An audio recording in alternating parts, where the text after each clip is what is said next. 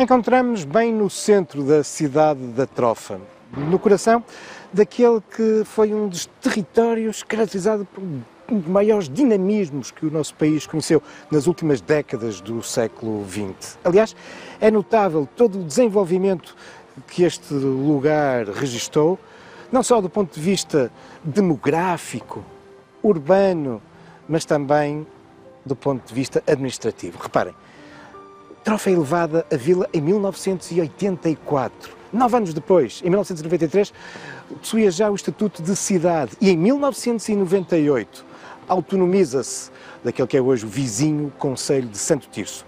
A Trofa é, com efeito, um dos mais jovens concelhos do nosso país.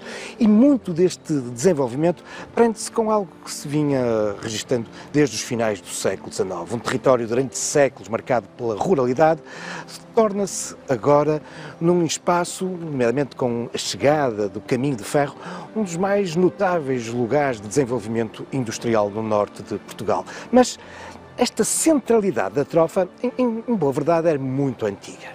Estamos aqui num lugar de um importante cruzamento. Por um lado, entre o interior de Santo Tirso e o litoral, Vila do Conde. Mas essa estrada cruza-se aqui com uma outra muito mais antiga. Uma estrada de origem romana que ligava duas grandes cidades do Império aqui na Península Ibérica. Olicipo, Lisboa, e Brácara, Augusta. Mas, em boa verdade, apesar de concelho muito recente, este é, com efeito, um território com uma longa história, com marcas importantes da pré-história recente, com povoados da Idade do Ferro. E, claro, essas marcas estão notáveis do período romano. Mas aqui, na cidade, existe um espaço privilegiado onde esta memória nos é evocada.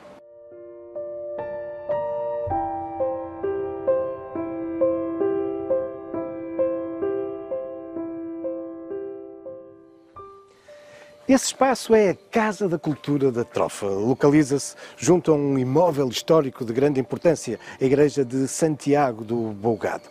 O imóvel tem também uma história muito curiosa por trás. Ele foi construído em 1867 no Porto. Sim, no Porto. Só que as profundas transformações que a Baixa do Porto registra nos inícios do século XX, com a abertura da Avenida dos Aliados, levou à demolição desse edifício. Acontece que um homem de negócios, nomeadamente ligado às madeiras, na Rua da Picaria, um natural aqui de Santiago do Bougado, gostou tanto deste edifício que comprou a sua fachada a quando da demolição, transportou-a em comboio até à Trofa e remontou-a aqui, alguns entre 1916 e 1930. Um imóvel com uma curiosa história e que hoje salvaguarda muito da memória da Trofa.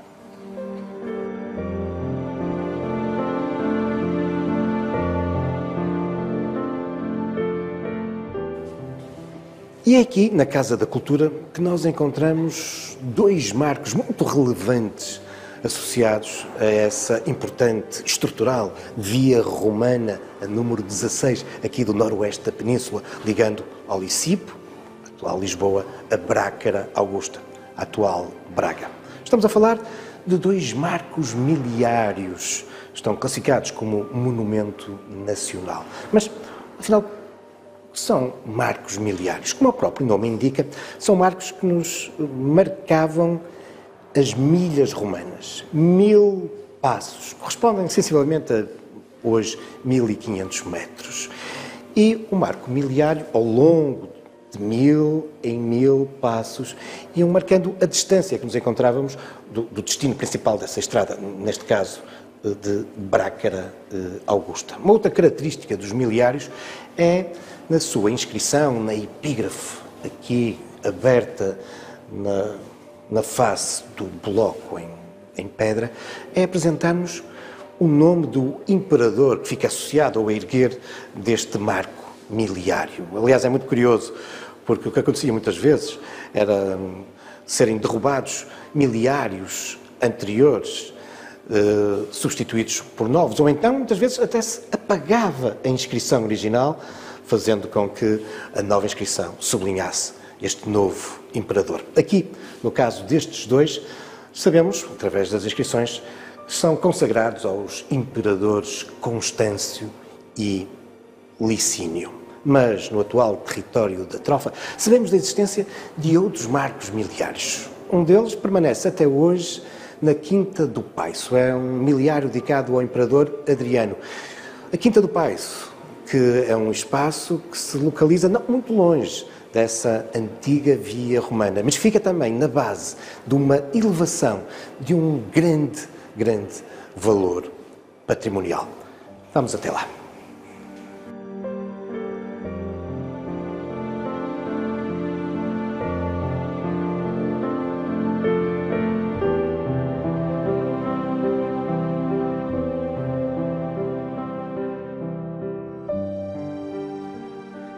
E esta não é, de facto, uma elevação qualquer. É um lugar de uma enorme importância estratégica. Não só porque ficaria próxima dessa tão importante estrada romana, mas também porque, desde épocas muito antigas, ela se impõe na paisagem. É um local proeminente, um verdadeiro soco granítico na paisagem, debruçado sobre essa extensa bacia do Ave. Terras muito férteis do ponto de vista agrícola. E por isso também não admira que, desde épocas pré-históricas, este local tenha sido escolhido para a fixação de comunidades agropastoris. Seguramente, pelo menos, desde a Idade do Bronze e de um modo muito significativo, já no primeiro milénio antes de Cristo, durante a Idade do Ferro, dando origem a um castro. Esse tipo de povoamento tão tradicional, tão característico da Idade do Ferro, quando as casas começam a ser petrificadas, isto é, construídas em pedra. Ora, esta característica vai se manter durante toda a Idade do Ferro, mas depois, com a conquista e o domínio romano, o que nós vamos assistir é a um abandono dos castros, muitos de imediato, alguns de um modo progressivo. Muito poucos, no entanto, irão conviver durante todos os séculos, até o século V, do domínio romano. E é o caso deste onde nos encontramos.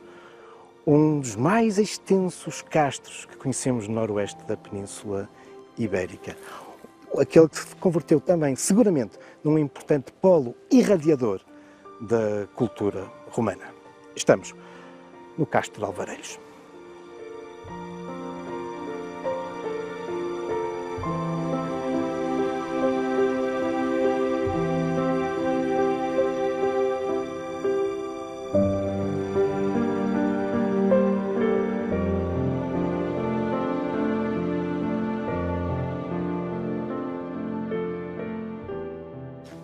Classificado como Monumento Nacional em 1910, o Castro de Alvarelhos, no atual concelho da Trofa, é, com efeito, um dos maiores castros occitâneos que conhecemos no noroeste da Península Ibérica. Ele ocupa todo este morro, bem desde lá o topo, estendendo-se através de algumas das suas vertentes. Em rigor, ainda hoje não se conseguiu definir quais os limites deste povoado, que foi longo, grande na sua ocupação, mas também na sua cronologia, isto é, o tempo ao longo do qual ele foi ocupado. Pelo menos desde os finais da Idade do Bronze, vários achados aqui na elevação indiciam já essa ocupação remota. E depois, durante a Idade do Ferro e todo o período do domínio romano, a sua proximidade àquela estrada, o facto de se ter transformado num povoado com características urbanas muito romanas, de facto contribuíram para a pervivência deste lugar e, como há pouco vos dizia, seguramente um dos principais polos irradiadores da cultura romana durante essa época. Mas o que é incrível é que, se a sua ocupação se prolonga, grosso modo, até à invasão, até o período dos suevos, sabemos também que este lugar voltará a ser ocupado já durante a Idade Média. E aqui existem também os vestígios de uma antiquíssima igreja. Enfim, um povoado que importa conhecer mais em pormenor.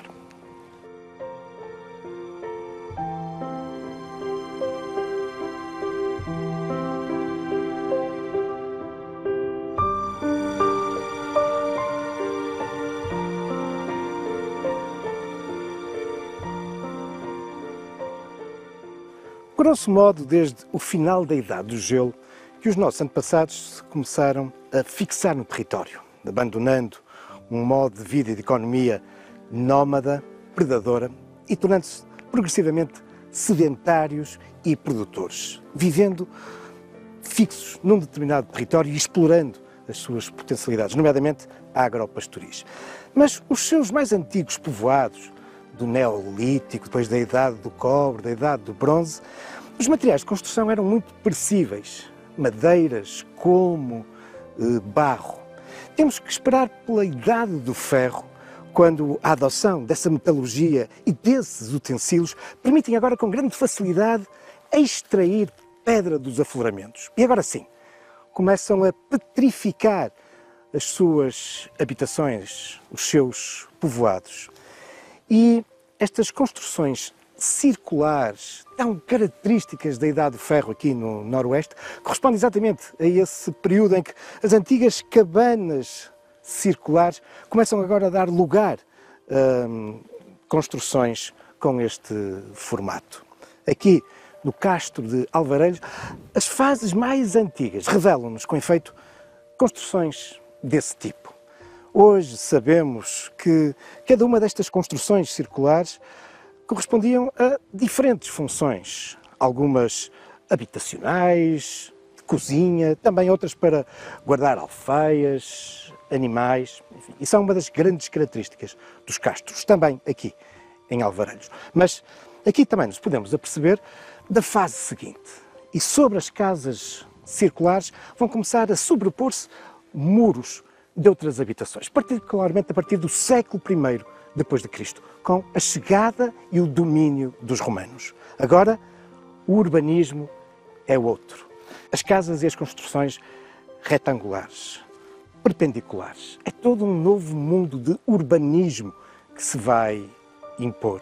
E, ao mesmo tempo, os vestígios da cultura material são também agora muito distintos. Aqui vamos encontrar objetos que resultam dos contactos a grande escala do Império. Por vezes, utensílios, objetos de luxo, de prestígio, que nos chegam de Itália, do sul de França, do norte da África. Enfim, é todo esse vasto território de livre circulação de bens com uma única moeda que, afinal, caracteriza este mundo romano e que também se vai refletir aqui, em Alvarelhos.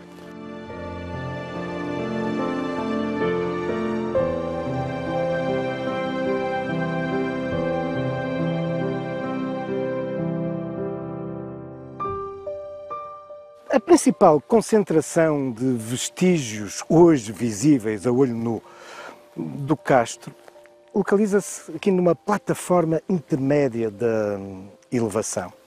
E é um local profundamente marcado por essas transformações urbanísticas que aqui se vão operar com a romanização, particularmente nas primeiras décadas do século I. E uma das grandes características dos povoados romanos é a existência de praças, nomeadamente de grandes praças centrais. E também isso acontece aqui. Estamos perante uma praça com cerca de 700 metros quadrados, um espaço amplo, que teria, uma semelhança das praças das cidades e dos povoados romanos, funções claramente administrativas, judicial. Era um ponto de sociabilidade da comunidade, um espaço cuidado do ponto de vista urbanístico e também arquitetónico. Aliás, podemos perceber isso pelos muros que estão a definir a praça, muros de dupla face, recorrendo mesmo nos cunhais, nas esquinas, a utilização de pedras almofadadas, esse tipo de decoração romana que só era utilizada em edifícios excepcionais, como os templos, os aquedutos, as pontes e outros edifícios públicos. Mas outra das funções que seguramente esta praça tinha era a de mercado. Seria, por isso, um ponto crucial de encontro e vital para o povoado. E muito provavelmente, como também era habitual nas praças, teria também aqui algumas funções cultuais e honoríficas. Muitas vezes é nas praças que nós vemos erguer os templos e o aparecimento aqui nas escavações do que parecem ser algumas pedras de um pódio parece indiciar que isso também poderá ter ocorrido neste lugar.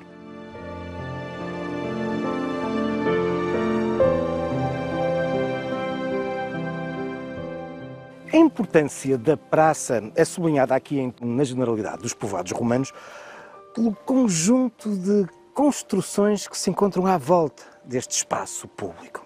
Com efeito, estes edifícios não se destinavam prioritariamente à habitação, mas sim um conjunto de serviços e, tanto quanto nos permite a arqueologia no estudo da sua arquitetura e dos achados que aqui foram recolhidos, estávamos perante uma zona claramente oficinal, ligada a atividades artesanais. Aqui foram encontrados indícios de fundições, de forja e também de taberna, uma ou mesmo duas, com os seus espaços de armazenamento.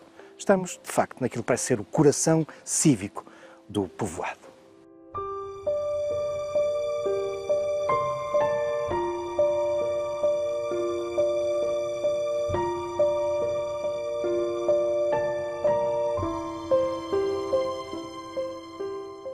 Estamos agora no interior daquela que é uma das mais interessantes construções do castro. E, no entanto, ele não data da idade do ferro, ou da época romana, ou mesmo tardo-romana, como eram os vestígios que vimos ali na zona oficinal, artesanal, junto à praça. Não, esta é uma construção muito posterior. Com efeito, o castro irá ser abandonado por volta do século V, VI.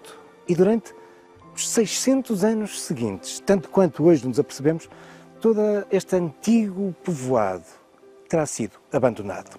No entanto, mais tarde, já na Baixa Idade Média, aqui é erguido um templo. Sim, esta era a entrada da Igreja de Santa Maria, para a qual temos referências desde, pelo menos, o século XII e até ao século XIV. Uma igreja que, como também é habitual, tinha associado uma zona cemiterial. E os túmulos, as sepulturas, ainda por aqui existem e foram objeto de intervenção arqueológica. É um cemitério, apesar de tudo, com alguma dimensão, com as sepulturas com a orientação canónica, enfim, obrigatória de nascente para poente. Algumas delas apresentam-nos ainda a cobertura original. Mas, se temos uma igreja, se temos o cemitério, onde viviam as pessoas que frequentavam esta igreja e que aqui foram sepultadas? Esse é um dos mistérios desta estação arqueológica, porque até agora ainda não foram detectados os vestígios desse povoado que necessariamente da Idade Média estaria associado a esta igreja. Mas há outros mistérios por descobrir. Num castro tão grande a dimensão, ainda não foram detectadas, por exemplo, as muralhas. E teria seguramente muralhas, até mais do que uma linha de muralhas. Está ainda também por descobrir, por exemplo, as questões relacionadas com o abastecimento de água, os famosos monumentos de banhos que os castros tinham na Idade de Ferro, ou então os balneários e os banhos públicos que todos os grandes povoados romanos também possuíam. Aqui, muito próximo desta plataforma intermédia, foi detectada uma construção que nos parece indiciar esta função. Mas será? Será mesmo? Bom, para isso é necessário que os arqueólogos lancem de novo o seu olhar sobre esta estação arqueológica tão importante.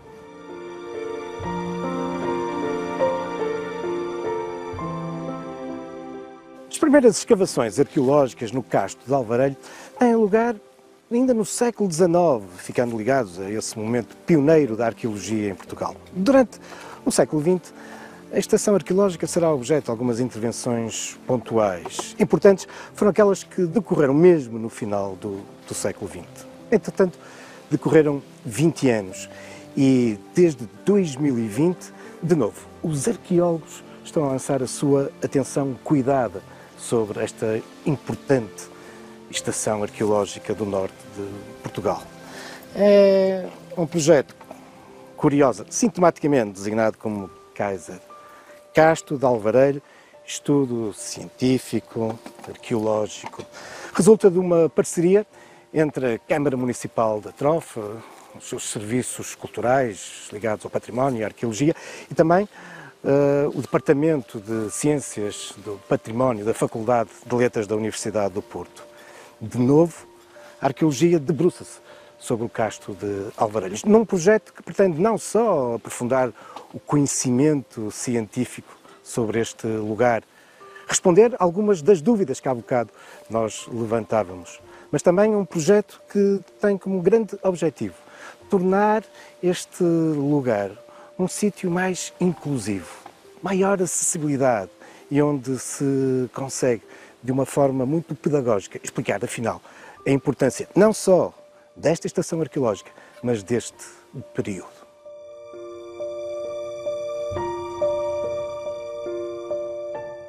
Os trabalhos arqueológicos são complexos. Além da escavação, há todo um minucioso registro das estruturas detectadas e também dos níveis estratigráficos, isto é, das diferentes camadas de terra com que os arqueólogos se deparam. Há que fazer muitos desenhos e levantamentos topográficos.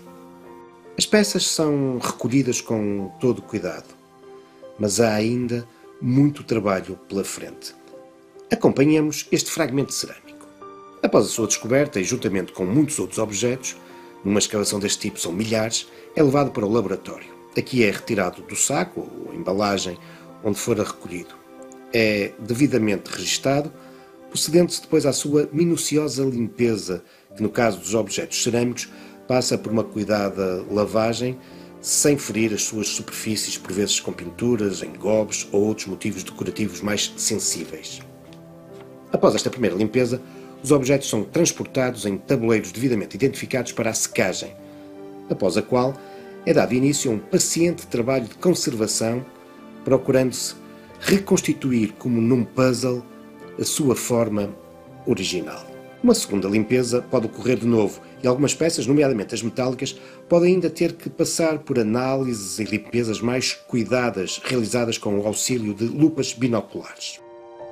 Só agora passamos para a fotografia, essencial também para os estudos, relatórios ou para contemplarmos posteriormente em exposições, nos livros escolares ou noutras publicações.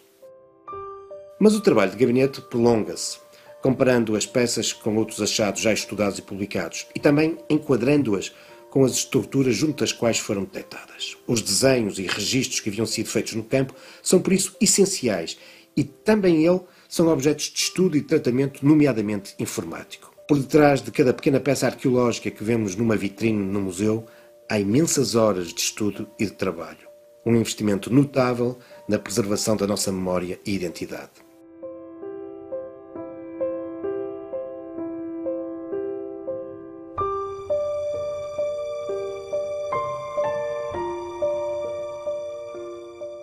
Durante os próximos anos, seguramente que as investigações nos vão lançar muita luz sobre as dúvidas que temos em relação ao castro de Alvarelhos, reforçando, afinal, a importância deste lugar na arqueologia de Portugal, reforçando o papel pioneiro deste território. Há 2000 anos atrás, como hoje, lembrando-nos que estamos num concelho jovem, mas afinal que se alicerça num passado, num património, uma memória relevantes. Mas, afinal, o que é que as investigações arqueológicas nos irão revelar? Isso serão seguramente outros factos, também algumas lendas, futuros caminhos da história.